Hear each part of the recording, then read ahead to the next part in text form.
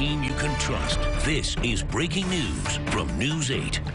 Good evening, everyone. That breaking news tonight in Monroe County, a violent and deadly crime involving one local family. 2 people are dead and 1 is badly injured. One woman was found dead in her home on Collingsworth Drive in Penfield this morning. She has not yet been identified. A short time later, a relative was then found unresponsive in her home on Leeback Road in Riga a short time later. She has been identified as 75-year-old Florence Ford. The suspect in all this, 52-year-old Arnold Ford Jr.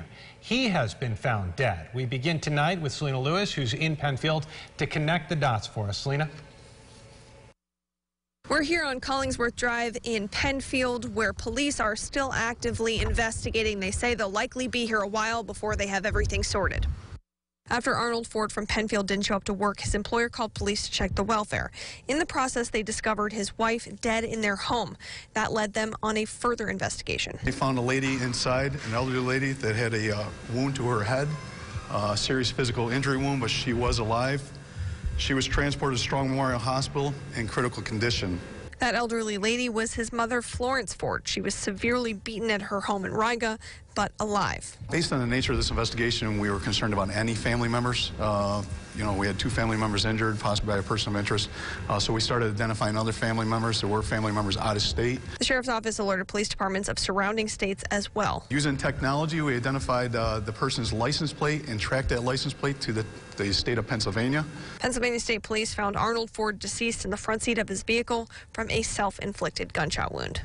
Police say that they do believe they have the suspect, and again, he is deceased, and that there is no larger threat to the public. In Penfield, Selena Lewis, News 8. Selena, thank you. We do have team coverage on this tonight. We go now to Ashley Edlund, who's live in Riga, where police say that attempted murder took place. Ashley, you spoke with neighbors in the area today. What did they have to say about all this?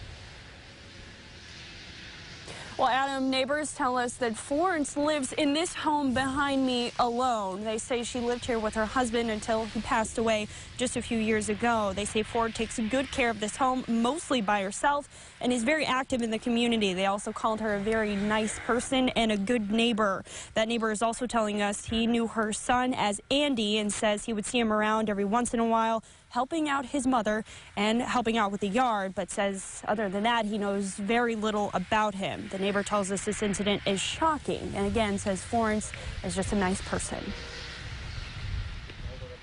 She's a tough lady. She's, like I said, she's elderly, and she gets out there and cuts an acre and a half of grass. Nobody expects this to happen in their neighborhood.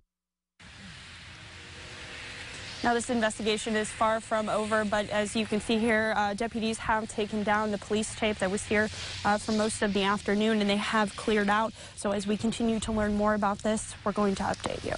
Adam, Maureen. All right, Ashley, thank you. So here's the